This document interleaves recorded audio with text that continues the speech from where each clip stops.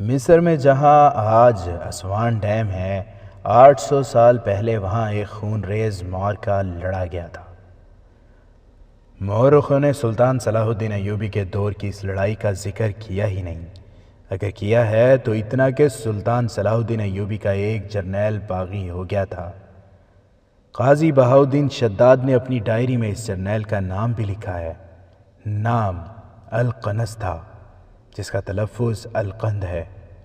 وہ مصری مسلمان تھا، اس کی ماں سوڈانی تھی۔ شاید یہ سوڈانی خون تھا جس نے اسے سلطان صلاح الدین ایوبی کے خلاف بغاوت پر اکسایا تھا۔ اس دور کے واقعہ نگاروں اور کاتبوں کی جو غیر مطبوعہ تحریریں ملی ہیں، ان سے اس بغاوت کا پس منظر خاصی حد تک واضح ہو جاتا ہے۔ یہ 1174 کے آخر اور 1175 کے اوائل کا عرصہ تھا جب سلطان صلاح الدین ایوبی مصر سے غیر حاضر تھا۔ اس سے پہلے پوری تفصیل سے سنایا جا چکا ہے کہ نور الدین زنگی مرحوم کی وفات کے فوراً بعد شام کے حالات اس صورت میں بگڑ گئے تھے کہ مفاد پرست عمرہ نے زنگی مرحوم کے 11 سالہ بیٹے کو سلطنت کی گدی پر بٹھا دیا اور صلیبیوں سے گٹھ جوڑ کر کے خود مختاری کے راستے پر چل پڑے تھے۔ سلطنت اسلامیہ ٹکڑے ٹکڑے ہو کر صلیبیوں کے پیٹ میں جا رہی تھی۔ سلطان صلاح الدین ایوبی دمشق پہنچا۔ تھوڑی سی مار کا آرائی اور دمشق کے شہریوں کے تعاون سے اس نے دمشق پر قبضہ کر لیا۔ خلیفہ اور اس کے حواری عمرہ اور جرنیل حلب کو بھاگ گئے، جہاں انہوں نے صلیبیوں سے جنگی مدد حاصل کی۔ صلیبیوں نے مدد کا جھانسا دے کر مسلمان فوج کو مسلمان فوج سے ٹکرا دیا۔ سلطان صلاح الدین ایوبی نے حمص اور حمات کے قلعے سر کر لیے۔ حلب کے محاصرے میں اسے غیر متوقع مزاحمت کا سامنا ہوا۔ اس کے ساتھ ہی تریپولی کے صلیبی حکمران ریمانڈ نے حملہ کر دیا۔ سلطان صلاح الدین ایوبی کو حلب کا محاصرہ اٹھا کر پیچھے آنا پڑا تاکہ صلیبی فوج کو راستے میں روکا جا سکے۔ سلطان صلاح الدین ایوبی کے دستوں کی برق رفتاری نے اس کی چال کو کامیاب کیا اور ریمانڈ لڑائی سے منہ پھیر گیا۔ مگر یہاں لڑائی ختم نہیں ہوئی تھی، اصل جنگ تو یہیں شروع ہوئی تھی۔ سلطان صلاح الدین ایوبی الرستان سلسلہ کوہ میں اپنی فوج کو پھیلائے ہوئے تھا۔ اس کا مقابلہ 3 دشمنوں کے ساتھ تھا۔ ایک الصالح اور اس کے حواری عمرہ کی فوج تھی، دوسرے صلیبی فوج اور تیسرا موسم۔ یہ جنوری فروری 1175 کے دن تھے جب پہاڑیوں کی چوٹیاں برف سے ڈھکی ہوئی تھیں، یخ جھکڑ چلتے تھے اور وادیاں ٹھٹر رہی تھیں۔ سلطان صلاح الدین ایوبی وہاں اس طرح الجھ گیا تھا جیسے زنجیروں میں جکڑا گیا ہو۔ مصر کے متعلق وہ مطمئن نہیں تھا۔ وہاں کی فوج کی کمان وہ اپنے بھائی العادل کے سپرد کر آیا تھا۔ اس فوج میں سے سلطان صلاح الدین ایوبی نے کمک بھی منگوا لی تھی۔ مصر پر سمندر کی طرف سے صلیبیوں کا اور جنوب سے سوڈانیوں کے حملے کا خطرہ تو تھا، لیکن زیادہ خطرہ صلیبیوں اور سوڈانیوں کی زمین دوز تخریب کاری کا تھا جو مصر میں جاری تھی۔ دشمن کی جاسوسی اور تخریب کاری کو بہت حد تک دبایا جا چکا تھا، مگر یہ کہنا غلط تھا کہ دشمن اس زمین دوز میدان سے بھاگ گیا ہے۔ سلطان صلاح الدین ایوبی نے انہی خطروں سے نبرد آزما ہونے کے لیے اپنی انٹیلیجنس کے ماہر سربراہ علی بن سفیان کو قاہرہ میں رہنے دیا تھا۔ اس نے العادل کو بھی اس ضمن میں بہت سی ہدایات دے دی تھیں، مگر جو جگہ سلطان صلاح الدین ایوبی کی غیر حاضری سے خالی ہو گئی تھی، اسے العادل اور علی بن سفیان مل کر بھی پر نہیں کر سکتے تھے۔ مصر کی سرحدوں اور ساحل کی دیکھ بھال کے لیے سرحدی دستوں کی چوکیاں اور ان کے پہرے تھے۔ سلطان صلاح الدین ایوبی نے العادل کے متعلق یہ حکم دے دیا تھا کہ سوڈانی سرحد پر ذرا سی بھی گڑبڑ کریں تو شدید جنگی نوعیت کی جوابی کارروائی کرو اور سوڈان کے اندر جا کر لڑو۔ مگر ایک ضرورت ایسی تھی جس کی طرف کسی نے بھی توجہ نہ دی۔ یہ تھی سرحدی دستوں کی بدلی۔ ان دستوں میں بیشتر سپاہی اور بعض کمانڈر ایسے تھے جو 2 سال سے زیادہ عرصہ سے سرحد کی ڈیوٹی پر تھے۔ یہ وہ سپاہی تھے جنہوں نے دشمن سے معرکے لڑے تھے، لہٰذا ان کے دلوں میں دشمن کے خلاف نفرت بھری ہوئی تھی۔ سوڈانیوں کو تو وہ کچھ سمجھتے ہی نہیں تھے۔ ان سے پہلے جو دستے سرحد پر تھے وہ اچھے ثابت نہیں ہوئے تھے۔ ان کی موجودگی میں مصر کی منڈی سے اناج اور دیگر ضروری اشیاء اسمگل ہو کر سوڈان چلی جاتی تھیں۔ سلطان صلاح الدین ایوبی نے محاذ سے واپس آ کر ان دستوں کو بدل دیا اور وہ دستے بھیجے تھے جو محاذ سے آئے تھے۔ ان دستوں نے سرحد پر پہنچ کر ادھم بھپا کر دیا تھا۔ گشتی پہرے والوں کو کوئی چیز ہلتی نظر آتی تھی تو اسے جا دبوچتے تھے۔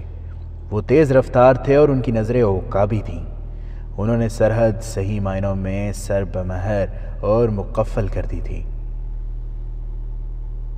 یہ 2-2.5 سال پہلے کی بات تھی۔ ابتدا میں ان دستوں میں جوش اور جذبہ تھا اور کرنے کو ایک کام بھی تھا جو ایک مہم تھی۔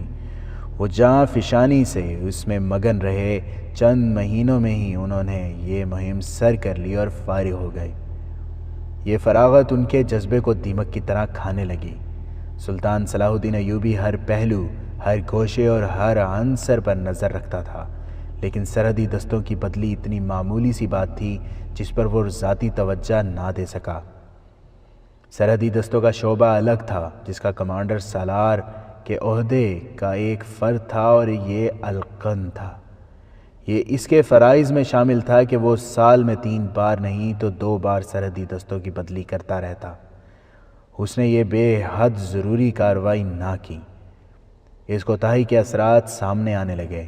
سپاہی ایک ہی قسم کے ماحول اور فضا میں اور ایک ہی قسم کی زمین پر رہتے اور پہرے دیتے اکتاہٹ محسوس کرنے لگے۔ سوڈان خاموش تھا، اسمگلنگ بند ہو چکی تھی۔ فراغت اور کاہلی سپاہیوں کی نفسیات پر تخریبی اثرات ڈال رہی تھی۔ ان کے لیے کام بھی نہیں تھا، ان کے لیے تفریح بھی کوئی نہیں تھی۔ موسم میں کوئی تبدیلی نہیں آئی تھی۔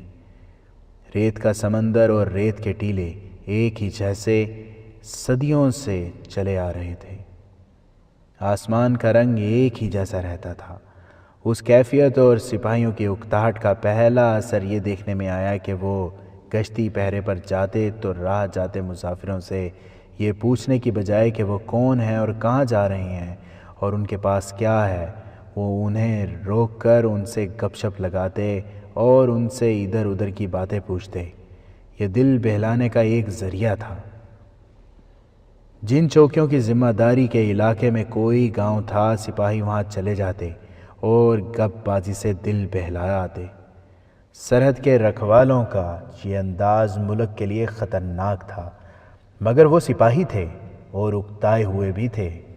انسانی فطرت کا تقاضا تھا کہ وہ کہیں نہ کہیں سے تسکین حاصل کرتے۔ وہاں آتے جاتے مسافر تھے، رات بھر کے لیے پڑاؤ کرنے والے قافلے تھے یا کہیں کوئی آباد گاؤں تھا۔ وہ ہر کسی کے ساتھ گھل مل گئے۔ مصر کے سرحدی لوگوں پر ان کا جو ڈر تھا وہ دور ہو گیا۔ ان کے کمانڈر بھی سپاہیوں جیسے ہی انسان تھے، وہ بھی وقت گزارنے کے لیے اور تفریح کے ذرائع ڈھونڈنے کے لیے لگ گئے۔ جب سلطان صلاح الدین ایوبی دمشق کے لیے روانہ ہونے لگا تو اتنی عجلت میں تھا کہ سرحدوں کے متعلق تمام تر ہدایات دینے کے باوجود اس کے ذہن میں یہ نہ آئی کہ پرانے دستوں کی بدلی کے احکام بھی دے دیتا۔ اسے غالباً اطمینان ہوگا کہ ان کا کمانڈر القن تمام تر ضروریات پوری کرتا رہتا ہے۔ سلطان صلاح الدین ایوبی کے جانے کے بعد العادل نے فوجوں کی کمان لی تو اس نے القن سے پوچھا کہ سرحد پر جو دستے ہیں وہ کب سے اس ڈیوٹی پر ہیں؟ القن نے جواب دیا کہ وہ بہت عرصے سے وہیں ہیں۔ کیا سرحد پر مزید دستے بھیجنے کی ضرورت ہے؟ العادل نے پوچھا۔ اور کیا پرانے دستوں کو قاہرہ بلا کر نئے دستے بھیجنے کی ضرورت ہے؟ نہیں، القن نے جواب دیا۔ یہی وہ دستے ہیں جنہوں نے ملک سے اناج، مویشی اور ہتھیار وغیرہ کی چوری چھپے باہر جانے کو روکا تھا۔ وہ اب سرحد اور ارد گرد کے علاقوں کے عادی ہو گئے ہیں۔ وہ اب دور سے مشتبہ انسان کی بو سونگھ کر اسے پکڑ لیتے ہیں۔ ان کی جگہ اگر نئے دستے بھیجے گئے تو پرانے دستوں جیسا تجربہ حاصل کرتے انہیں 1 سال سے زیادہ عرصہ چاہیے۔ ہمیں ایسا خطرہ مول نہیں لینا چاہیے۔ العادل اس جواب سے مطمئن ہو گیا تھا۔ اسے بتانے والا کوئی نہ تھا کہ یہی القند رات کو اپنے گھر میں بیٹھا کہہ رہا تھا، یہ سرحدی دستے بیکار ہو چکے ہیں، میری یہ کوشش کامیاب ہے کہ میں ان کی بدلی نہیں ہونے دوں۔ انہوں نے سرحد کے لوگوں کے ساتھ گہرے دوستانہ تعلقات پیدا کر لیے ہیں۔ ان کی حالت یہ ہو گئی ہے کہ ان کے پیٹ تو بھرے رہتے ہیں، کھانے پینے کی انہیں کوئی شکایت نہیں۔ میں ان کے لیے ضرورت سے زیادہ خوراک بھیجتا ہوں، لیکن ان کی حالت بھوکے بھیڑیوں کی سی ہو گئی ہے۔ کوئی قافلہ گزرتا ہے تو وہ قافلے والوں کی عورتوں کو منہ کھول کر دیکھتے رہتے ہیں۔ اب ہم اپنا کام کر سکتے ہیں۔ وہ جس کے ساتھ باتیں کر رہا تھا وہ کوئی سوڈانی تھا جو اس کے ہاں مہمان کے روپ میں آیا تھا۔ وہ سوڈان سے اس کے لیے تحفے لایا تھا اور ان تحفوں کے ساتھ ایک پیغام بھی تھا۔ اس نے القند کو بتایا تھا کہ سوڈانی تیار ہیں، مگر نفری ابھی اتنی زیادہ نہیں ہوئی۔ یہ آدمی پیغام لے کر آیا تھا کہ اس نفری کو کسی طرح مصر میں داخل کر کے چھپا لیا جائے۔ اس کے لیے پہلی مشکل یہ تھی کہ انہیں سرحد پار کس طرح کرائی جائے۔ اسی کے جواب میں القند نے کہا تھا کہ مصر کے سرحدی دستے بیکار ہو چکے ہیں۔ القند ان چند 1 سالاروں میں سے تھا جن پر سلطان صلاح الدین ایوبی کو بھروسہ تھا۔ القند نے کبھی شک بھی نہیں ہونے دیا تھا کہ وہ مصر کی عمارت کا وفادار نہیں۔ علی بن سفیان تک کو اس نے دھوکے میں رکھا ہوا تھا۔ اس کا یہ کارنامہ کہ اس نے 2-2.5 سال پہلے سمگلنگ روک دی تھی اور سرحدیں سر بمہر کر دی تھیں، اسے بہت فائدہ دے رہا تھا۔ کوئی بھی نہ جان سکا کہ وہ سرحدوں کا بھیدی بن چکا ہے۔ اب سلطان صلاح الدین ایوبی مصر سے چلا گیا تو القند نے العادل کو یقین دلا دیا کہ وہ سوڈان کی طرف سے بے فکر ہو جائے۔ سوڈان کا کوئی پرندہ بھی مصر میں داخل نہیں ہو سکتا۔ ایسا ہی یقین وہ علی بن سفیان کو بھی دلاتا رہا اور سوڈان میں حبشیوں کی ایک فوج مصر پر اس انداز سے حملہ کرنے کے لیے تیار ہوتی رہی کہ حبش چھوٹی چھوٹی ٹولیوں میں مصر میں داخل ہوں گے، چوری چھپے قاہرہ کے قریب جائیں گے اور ایک رات حملہ کر کے رات ہی رات میں مصر کی عمارت کو قبضے میں لے لیں گے۔ دریائے نیل سوڈان سے گزرتا مصر میں داخل ہوتا ہے، آگے مصر کے علاقے میں ایک وسیع جھیل کی صورت اختیار کر لیتا ہے، اس کے آگے ایسے علاقے میں داخل ہوتا ہے جو پہاڑی ہے، اس سے آگے آبشار کی طرح گرتا ہے، اس کے قریب اسوان ہے۔ سلطان صلاح الدین ایوبی کے دور میں اسوان کے گرد و نواح کی جغرافیائی کیفیت کچھ اور تھی۔ دور دور تک چٹانیں اور پہاڑیاں تھیں، ان پر فرعونوں کی خصوصی نظر کرم رہی تھی۔ انہوں نے پہاڑوں کو تراش تراش کر بت بنائے تھے۔ ان میں سب سے بڑے بت ابو سمبل کے تھے۔ بعض چٹانوں کی چوٹیاں تراش کر کسی معبد گنبد کی شکل کی یا کسی فرعون کا چہرہ بنا دی گئی تھیں۔ پہاڑیوں کے دامن میں غاریں بنائی گئی تھیں جو اندر سے وسیع و عریض تھیں، کچھ ایسی تھیں جن کے اندر کمرے، سرنگوں جیسے راستے اور بھول بھلیاں سی بنا دی گئی تھیں۔ کچھ کہا نہیں جا سکتا کہ فرعونوں نے یہ پراسرار سی دنیا کیوں آباد کی تھی۔ یہ بت تراشتے اور غاریں کھود کر اندر کمرے وغیرہ بناتے 3 نسلیں ختم ہو گئی ہوں گی۔ فرعون اس دور کے خدا تھے، رعایا کا کام صرف یہ تھا کہ ان کے آگے سجدے کرے اور ان کا حکم بجا لائے۔ یہ پہاڑ اسی مظلوم اور فاقہ کش رعایا سے کٹوائے گئے تھے۔ آج وہاں کوئی بت نہیں، کوئی غار نہیں، کوئی پہاڑ نہیں، وہاں اسوان ڈیم کی میل ہا میل وسیع جھیل ہے۔ اس ڈیم کی تعمیر سے پہلے ابو سمبل کے اتنے بڑے بڑے بت جو بجائے خود پہاڑ تھے، مشینری سے وہاں سے اٹھائے گئے اور فرعونوں کے دور کی یادگاروں کے طور پر کہیں محفوظ کر لیے گئے ہیں۔ ڈائنامائٹ سے پہاڑوں کو ریزہ ریزہ کر کے زمین بوس کر دیا گیا ہے۔ اگر فرعون انسان کے ہاتھوں پہاڑوں کو یوں اڑاتا اور زمین سے ملتا دیکھتے تو خدائی کے دعوت سے دستبردار ہو جاتے۔ سلطان صلاح الدین ایوبی کے دور میں اس علاقے کے خد و خال کچھ اور تھے۔ ان پہاڑوں کی وادیوں اور غاروں میں ساری دنیا کی فوج کو چھپایا جا سکتا تھا۔ سلطان صلاح الدین ایوبی نے ذاتی طور پر سرحد کے اس علاقے پر زیادہ توجہ دی تھی جہاں سے دریائے نیل مصر میں داخل ہوتا تھا۔ سوڈانی کشتیوں کے ذریعے مصر میں داخل ہو سکتے تھے۔ اس دریائی راستے پر نظر رکھنے کے لیے ایک چوکی قائم کی گئی تھی جو دریا سے دور تھی۔ چوکی سے دریا نظر آتا تھا اور دریا سے چوکی نظر نہیں آتی تھی۔ یہ فاصلہ دانستہ رکھا گیا تھا تاکہ دریا سے چوری چھپے گزرنے والے اس خوش فہمی میں مبتلا رہیں کہ انہیں دیکھنے اور پکڑنے والا کوئی نہیں۔ دریا پر گشتی پہرے کے ذریعے نظر رکھی جاتی تھی۔ 2 گھڑ سوار ہر وقت گشت پر رہتے تھے اور ان کی ڈیوٹی بدلتی رہتی تھی۔ مصر سے سلطان صلاح الدین ایوبی کی غیر حاضری کے دنوں کا واقعہ ہے کہ دن کے وقت دریا کی دیکھ بھال والی سرحدی چوکی کے 2 گھڑ سوار گشت پر نکلے اور معمول کے مطابق دور تک نکل گئے۔ ایک جگہ دریا کے کنارے سبزہ زار تھا، سایہ دار درخت تھے اور یہ جگہ بہت ہی خوبصورت تھی۔ گشت والے سنتری اس جگہ آ کر آرام کیا کرتے تھے۔ ایک عرصہ سے انہوں نے کسی سوڈانی کو دریا سے آتے نہیں دیکھا تھا۔ ابتدا میں انہوں نے بہت سے آدمی پکڑے تھے جن میں بعض تخریب کار اور جاسوس تھے۔ اس کے بعد یہ دریائی راستہ ویران ہو گیا تھا۔ اب سنتری صرف ڈیوٹی پوری کرنے آتے اور چوکی کی نظروں سے اوجھل ہو کر بیٹھ جاتے تھے۔ ان 2 سواروں کا بھی یہی معمول تھا۔ اس معمول سے اب وہ تنگ آ گئے تھے۔ دریا کے کنارے اتنی سرسبز جگہ بھی انہیں اچھی نہیں لگتی تھی۔ ہر روز دریا کو دیکھ دیکھ کر وہ اس کے حسن سے اکتا گئے تھے۔ یہاں انہیں باہر کی دنیا کی اگر کوئی چیز نظر آتی بھی تھی تو وہ صحرائی لومڑی تھی جو دریا سے پانی پیتی اور سنتریوں کو دیکھ کر بھاگ جاتی تھی، یا ماہی گیروں کی ایک آدھ کشتی نظر آتی تھی۔ وہ ماہی گیروں سے یہ پوچھتے تھے کہ وہ کہاں کے رہنے والے ہیں، پھر انہوں نے یہ پوچھنا بھی چھوڑ دیا اور اس کے بعد ماہی گیروں نے بھی وہاں جانا چھوڑ دیا تھا۔ اس روز وہ سنتری گشت کے علاقے میں گئے تو وہ اکتائی ہوئی سی باتیں کر رہے تھے جن کا لب لباب یہ تھا کہ ان کے ساتھی قاہرہ، سکندریہ اور دوسرے شہروں میں عیش کر رہے ہیں اور وہ اس جنگل بیابان میں پڑے ہوئے ہیں۔ ان کے لب و لہجے میں احتجاج تھا اور بے اطمینانی تھی۔ وہ اس سرسبز جگہ سے کچھ دور تھے تو انہیں وہاں 4-5 اونٹ بندھے ہوئے نظر آئے۔ 8-10 آدمی بیٹھے ہوئے تھے اور 4 آدمی دریا میں نہا رہے تھے۔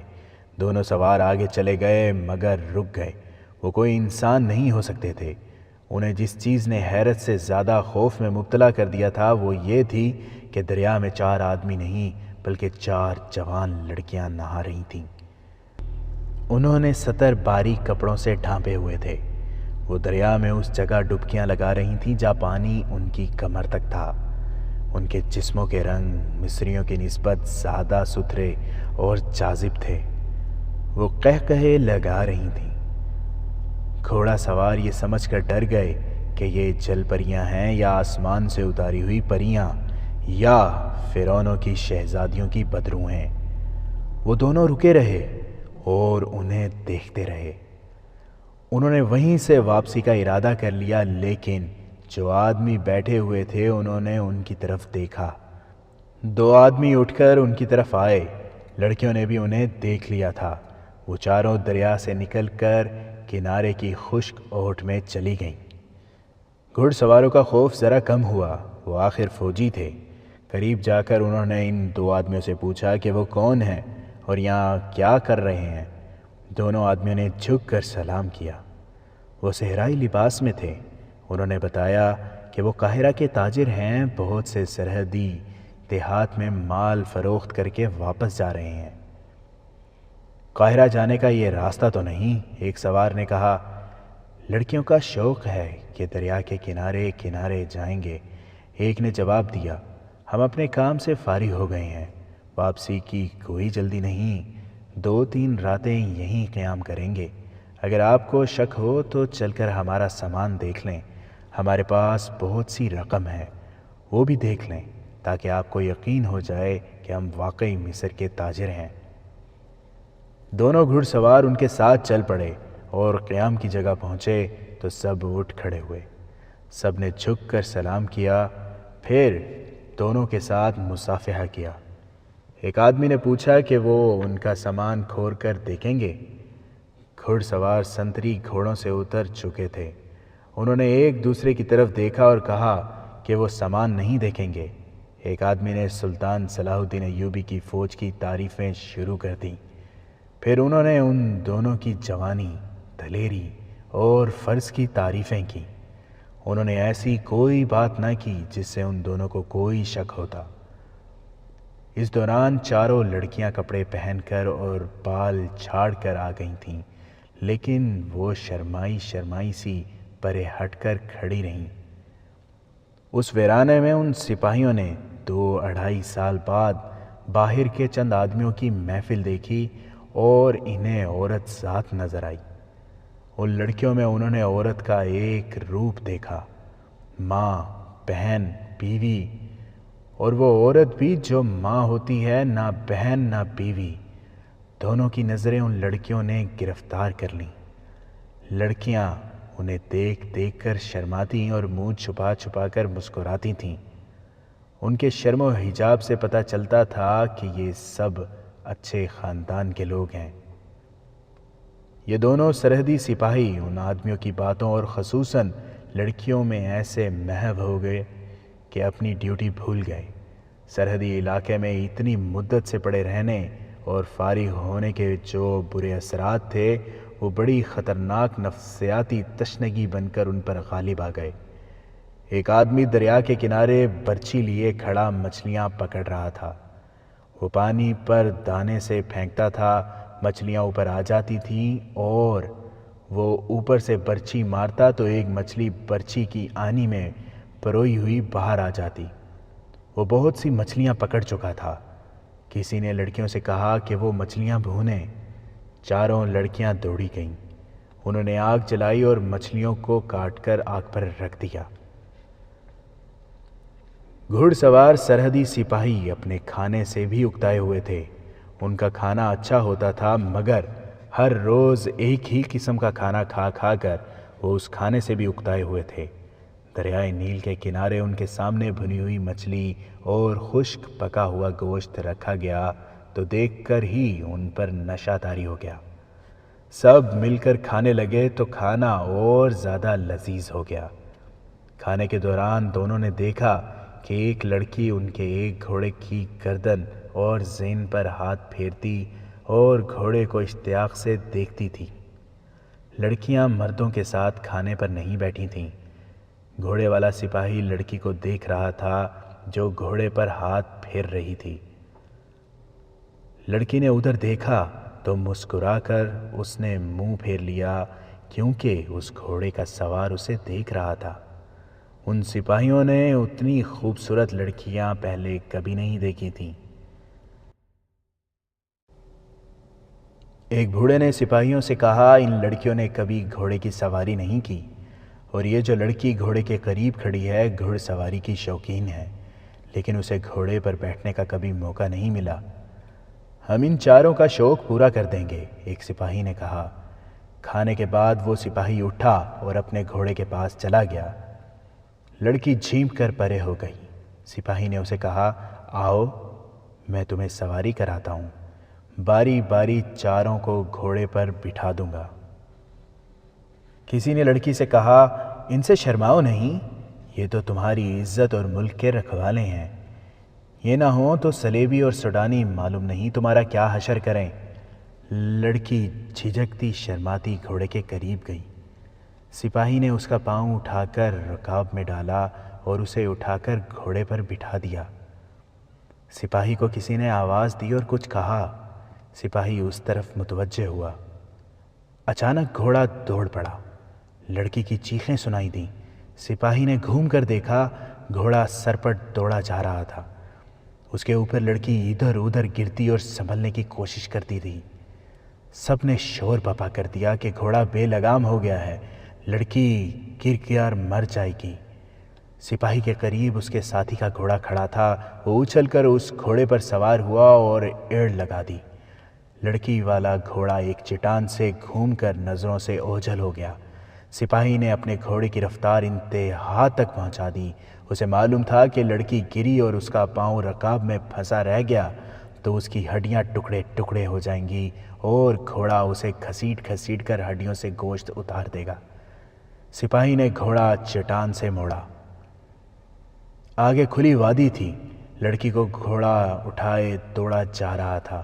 کچھ آگے جا کر گھوڑا مڑا اور پھر نظروں سے اوجھل ہو گیا۔ سپاہی کو لڑکی کی چیخیں اور گھوڑے کی ٹاپوسنیاں سنائی دے رہی تھیں۔ وہ آگے جا کر مڑا، اسے گھوڑا نظر نہ آیا۔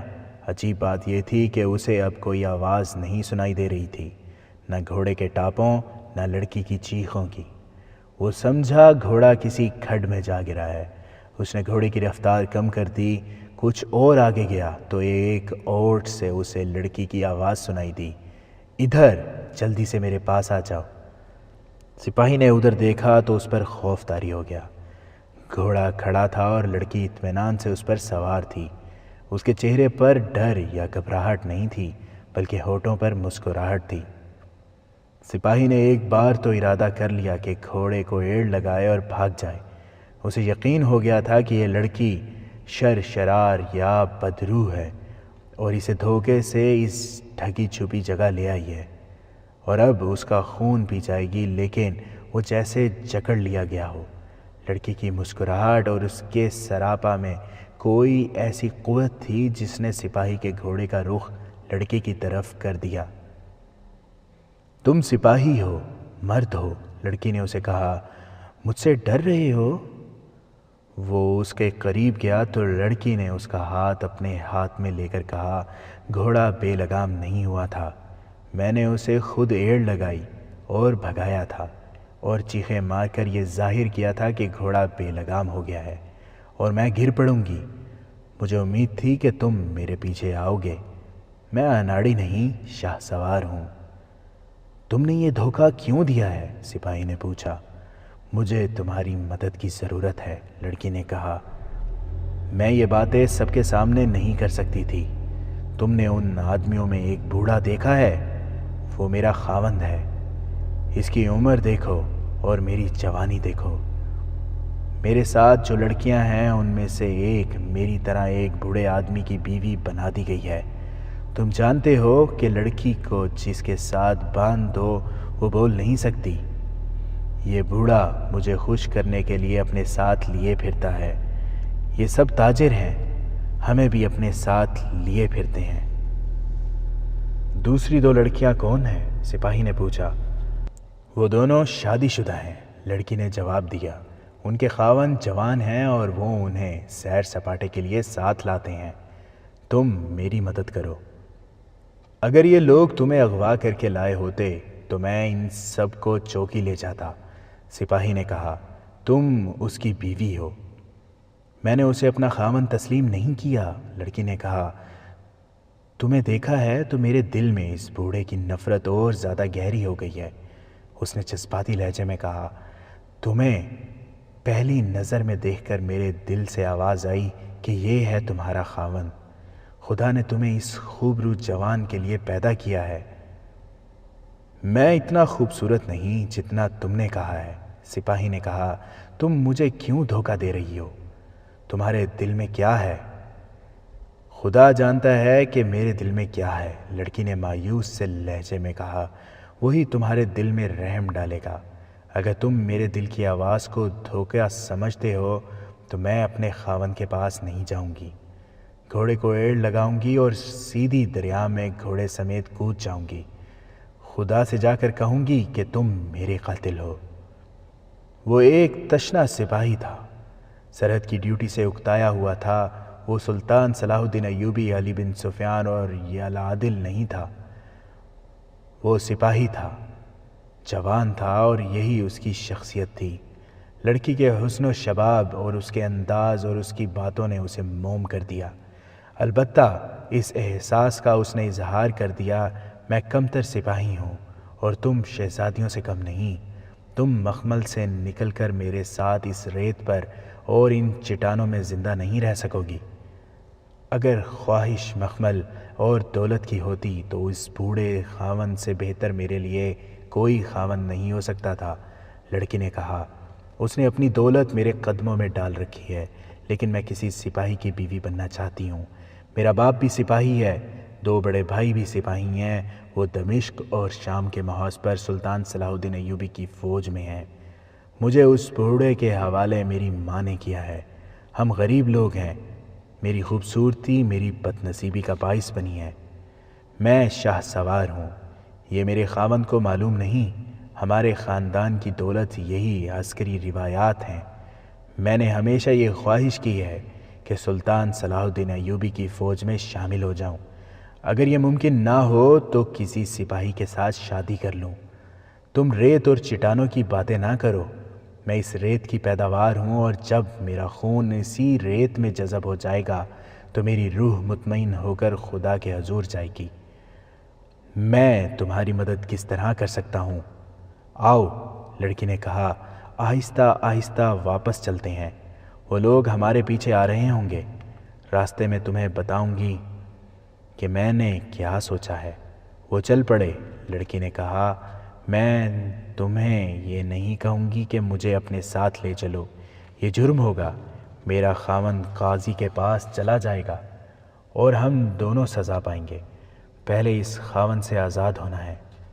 اس کا ایک ہی طریقہ ہے کہ اسے ایسے طریقے سے قتل کیا جائے کہ یہ قتل نہ لگے۔ قتل تم نہیں کرو گے، میں کروں گی۔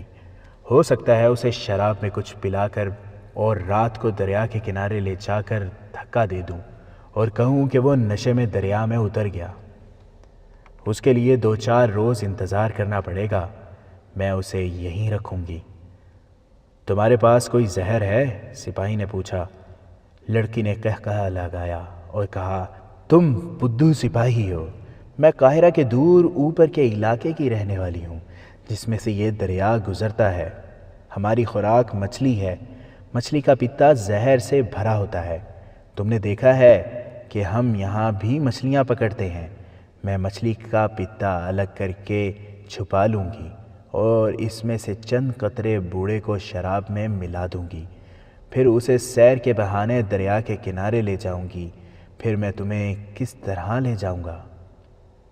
وہ مر گیا تو میں آزاد ہوں گی۔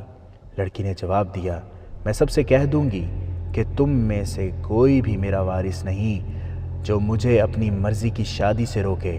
میں تمہارے ساتھ چلی جاؤں گی، تم مجھے اپنے گھر بھیج دینا، اور سنو، تم مجھے ملتے رہنا۔ اب چلے جاؤ گے تو پھر کب آؤ گے؟ میں صرف گشت پر آ سکتا ہوں۔ سپاہی نے جواب دیا، چوکی دور ہے، گشت کے بغیر ہم گھوڑا استعمال نہیں کر سکتے۔ میری گشت اسی ساتھی کے ساتھ کل رات کے دوسرے پہر ہوگی، میں یہیں آ جاؤں گا۔ ذرا دور رہنا، لڑکی نے کہا، میں تمہیں راستے میں ملوں گی، کہیں چھپ کر بیٹھ جائیں گے۔ لڑکی نے اس کا ہاتھ پکڑ لیا۔ سپاہی نے اس کی طرف دیکھا تو لڑکی نے اس کی آنکھوں میں آنکھیں ڈال دیں۔ سپاہی کے تمام شکوک رفع ہو گئے۔ اس نے لڑکی کا ہاتھ دل پر رکھ کر دبایا۔ وہ جب اس جگہ پہنچے جہاں لڑکی کا گھوڑا چٹان کی اوٹ میں ہو گیا تھا، انہیں تمام آدمی نظر آئے۔ وہ اسی طرف دیکھ رہے تھے۔ انہیں دیکھ کر وہ ان کی طرف دوڑ پڑے۔ دونوں گھوڑوں سے اترے۔ لڑکی کا بوڑھا خاوند سپاہی کے ساتھ لپٹ گیا۔ اس کی آواز کانپ رہی تھی۔ دوسرے آدمیوں نے بھی والہانہ انداز سے اس کا شکریہ ادا کیا۔ لڑکی نے انہیں جھوٹ موٹ کی کہانی سنا دی اور کہا کہ اس سپاہی نے اپنی جان خطرے میں ڈال کر اسے بچایا ہے، ورنہ گھوڑا اسے کسی پتھریلے کھڈ میں گرا کر مار دیتا۔ دونوں سپاہی چوکی کو واپس روانہ ہوئے۔ راستے میں اس سپاہی نے اپنے ساتھی کو بتایا کہ اصل واقعہ کیا ہوا ہے۔ اس کے ساتھی کے دل میں رشک سا پیدا ہوا، لیکن اس نے بتایا کہ اس کی غیر حاضری میں ایک لڑکی عجیب سی نظروں سے اسے دیکھتی تھی۔ یہ سپاہی اپنے ساتھی کے پیچھے جانا چاہتا تھا مگر پیدل پہنچنا ممکن نہیں تھا۔ باقی آدمی پیچھے کھڑے رہے۔ وہ بہت آگے چلا گیا۔ 2 لڑکیاں بھی آگے آ گئیں، جن میں سے ایک اس کے ساتھ باتیں کرنے لگی۔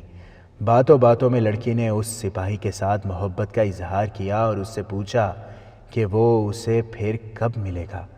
اس نے لڑکی کو بتایا کہ وہ کل رات کے دوسرے پہر گشت پر آئے گا۔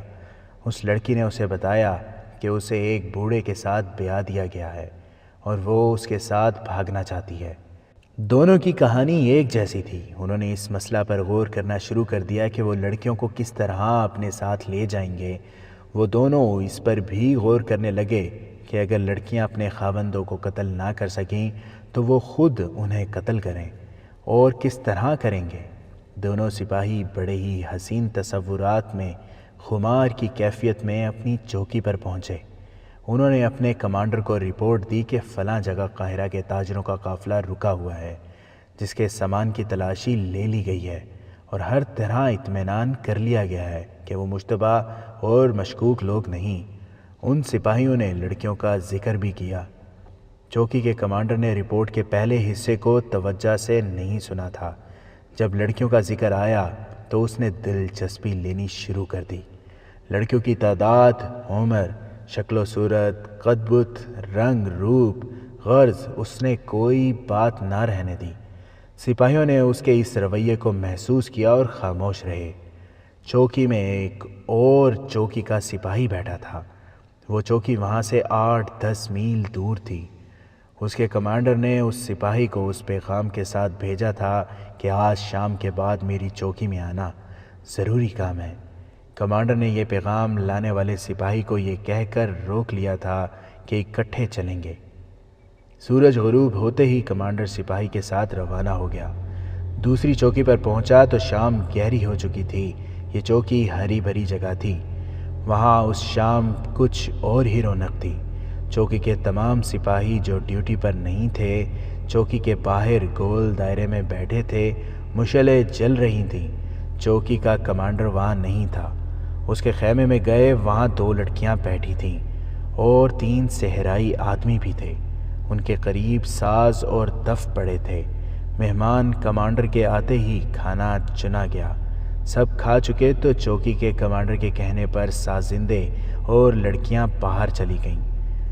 دوسری چوکی کے کمانڈر نے پوچھا کہ یہ لوگ کون ہیں اور باہر کیا ہو رہا ہے؟ یہ لڑکیاں ناچنے والی ہیں، کمانڈر نے جواب دیا، اور ان کے ساتھی سازندے ہیں۔ یہاں سے گزر رہے تھے، پانی پینے کے لیے رکے تو میں نے انہیں بٹھا لیا۔ لڑکیاں اچھی لگیں، میں نے انہیں کھانا بھی کھلایا۔ یہ کہیں جا رہے تھے، میرے کہنے پر رک گئے۔ آج رات انہیں یہیں رکھوں گا۔ مجھے یہ سلسلہ اچھا نہیں لگا، دوسرے کمانڈر نے کہا۔ سرحد پر آ کر یہ عیاشی سپاہیوں کو خراب کرے گی۔ اس کے بغیر سپاہی زیادہ خراب ہو رہے ہیں، میزبان کمانڈر نے کہا۔ ایک ہمارے وہ ساتھی ہیں جو شہروں میں عیش کر رہے ہیں، ایک ہم ہیں جو معلوم نہیں کب سے یہاں بھوگیر کتوں کی طرح آوارہ پھر رہے ہیں۔ کیا تمہیں سپاہیوں نے کبھی پریشان نہیں کیا کہ ان کی جگہ دوسرے دستے لائے جائیں؟ میری چوکی میں تو 2 سپاہی آپس میں لڑ بھی چکے ہیں، مہمان کمانڈر نے کہا۔ اب تو سپاہیوں کو معمولی سی بات پر غصہ آ جاتا ہے۔ سپاہی انہیں چیخ چیخ کر داد دے رہے تھے۔ 3-4 سپاہیوں نے لڑکیوں کی طرف پیسے پھینکے، جو لڑکیوں نے یہ کہہ کر واپس کر دیے کہ وہ وطن کے محافظوں سے پیسے نہیں لیں گی۔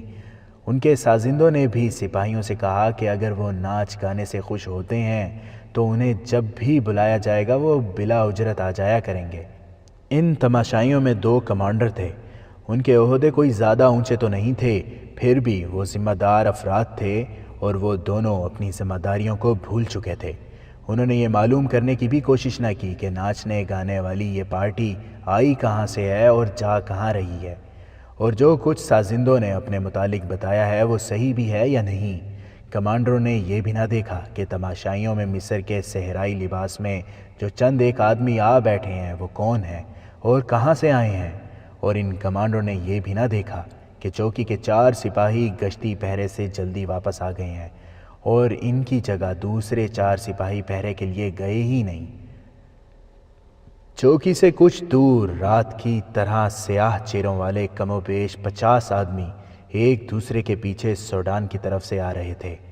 2 آدمی ان سے بہت آگے تھے۔ پیچھے والے تھوڑا سا چل کر رک جاتے تھے، آگے والے 2 آدمی اندھیرے میں ادھر ادھر دیکھتے، رات کی آوازوں کو سننے کی کوشش کرتے اور گیدڑوں کی طرح بولتے۔ پیچھے والے اس آواز پر آگے چل آتے۔ دور چوکی سے سازوں کے دھیمے دھیمے نغمے سرحد کی خاموش فضا میں بکھر رہے تھے۔ آگے چٹانی علاقہ آ گیا۔ سیاہ چہرے والے کالے کالے سائے چٹانوں میں غائب ہو گئے۔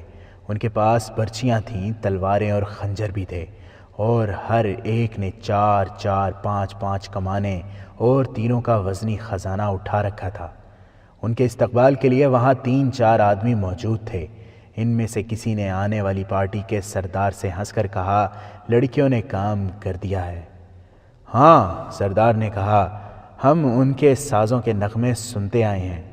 میں نے 10 12 آدمی وہاں تماشائیوں کے بھیس میں بھیج دیے ہیں۔ ان میں سے ایک نے آ کر اطلاع دی تھی کہ محفل گرم ہو گئی ہے اور راستہ صاف ہے۔ گشتی سنتری بھی ناچ گانے میں چلے گئے ہیں۔ نیل سے بھی اچھی اطلاع ملی ہے۔ استقبال کرنے والوں میں سے ایک نے کہا، ان لوگوں نے لڑکیوں سے صحیح کام لیا ہے۔ 2 سپاہیوں کو جو کل رات اس طرف پہرے پر ہوں گے پھانس لیا گیا ہے۔ میں نے اطلاع بھیج دی ہے، کل رات کم از کم 3 بڑی کشتیاں آ جائیں گی۔ وہ آگے چل پڑے، چٹانیں اونچی ہوتی گئیں، آگے پہاڑیاں آ گئیں۔ سردار رک گیا اور اس نے ساری پارٹی کو بھی روک دیا۔ اس نے استقبال کرنے والوں سے سرگوشی میں کہا، یہ نہ بھولنا کہ یہ سب حبشی ہیں۔ ان کا مذہب عجیب و غریب ہے اور ان کی عادتیں اور رسومات تمہیں حیران کر دیں گی۔ احتیاط یہ کرنی ہے کہ یہ جیسی کیسی مضحکہ خیز حرکت کریں، اسے احترام کی نگاہ سے دیکھنا۔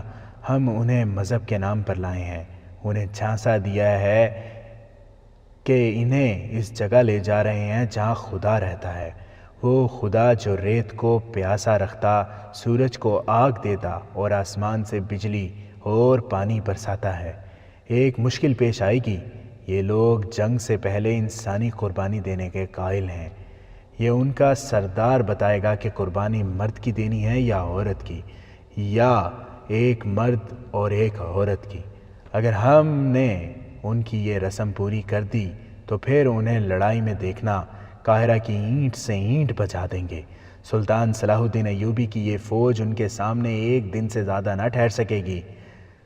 سردار نے سب سے کہا، سجدے میں گر پڑو، تم خدا کے گھر میں آ گئے ہو۔ سب سجدے میں گر پڑے، سردار کے کہنے پر اٹھے اور سردار کے پیچھے چل پڑے۔ یہ سوڈانی حبشی تھے جنہیں مصر میں داخل کیا جا رہا تھا۔ انہیں چھپانے کے لیے اس پہاڑی خطے کا انتخاب کیا گیا تھا۔ فرعونوں کے وقتوں کی غار، جو دراصل زمین دوز عمارتیں تھیں، بہت بڑی فوج کو گھوڑوں اور اونٹوں سمیت چھپا سکتی تھیں۔ سوڈان میں خون خوار حبشیوں کو ان کے مذہب اور توہم پرستی کے ذریعے اکٹھا کر کے فوجوں کے خلاف لڑنے کی ٹریننگ دی جا رہی تھی۔ لڑنے کے تو وہ ماہر تھے، ان کے قبیلوں کی جنگیں ہوتی رہتی تھیں۔ تیر اندازی اور نشانے پر برچھی پھینکنے کے وہ ماہر تھے۔ سوڈان کے حکمرانوں نے صلیبیوں سے معاہدہ کر کے بہت سے صلیبی فوجی افسروں کو بلا لیا تھا۔ وہ ان حبشیوں کو منظم اور باقاعدہ کمانڈر کے تحت ٹریننگ دے رہے تھے۔ اس سے پہلے سوڈانی فوج 2 بار شکست کھا چکی تھی۔ تیسری جنگ اس وقت ہوئی تھی جب سلطان صلاح الدین ایوبی کے بھائی تقی الدین نے سوڈان پر حملہ کیا تھا۔ سوڈانیوں نے یہ حملہ ناکام کر کے تقی الدین کی فوج کو بری طرح بکھیر دیا تھا۔ تقی الدین سلطان صلاح الدین ایوبی کی مدد سے اپنی بچی کچی فوج واپس لے گیا تھا۔ اس میں سوڈانیوں کی ناکامی یہ تھی کہ انہوں نے تقی الدین کا تعاقب نہ کیا اور مصر پر حملہ نہ کیا۔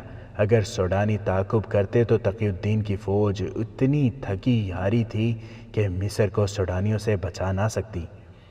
ان ناکامیوں کو دیکھتے ہوئے صلیبیوں نے سلطان صلاح الدین ایوبی کا طریقہ جنگ آزمانے کی اسکیم بنائی تھی۔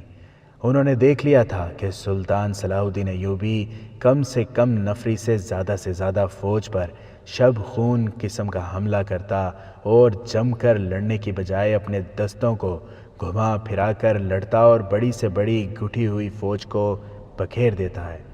انہیں یہ بھی معلوم تھا کہ اس قسم کے حملے کے لیے بڑی ہی سخت ٹریننگ اور خاص قسم کے سپاہیوں کی ضرورت ہوتی ہے۔ عام قسم کی فوج صرف ہجوم کی صورت میں لڑ سکتی ہے۔ چنانچہ انہوں نے حبشی قبائل میں جنگی جنون پیدا کر کے تھوڑی سی فوج تیار کر لی تھی اور انہیں شب خون کی ٹریننگ دی تھی۔ وہ قاہرہ والوں کو بے خبری میں دبوچ لینا چاہتے تھے۔ اب سلطان صلاح الدین ایوبی مصر میں نہیں تھا۔ انہیں یقین تھا کہ سلطان صلاح الدین ایوبی کی غیر حاضری میں وہ میدان مار لیں گے۔ انہیں اس حملے کی کمان کے لیے ایک ایسے جرنیل کی ضرورت تھی جو مصر کی فوج کا ہوتا کہ وقت اور قوت کم سے کم صرف ہو اور حملہ صحیح ٹھکانوں پر ہو۔ ان کی یہ ضرورت سلطان صلاح الدین ایوبی کے سالار القند نے پوری کر دی تھی۔ سوڈان کے حبشیوں کی فوج کو چھپانے کے انتظامات القند نے ہی کیے تھے۔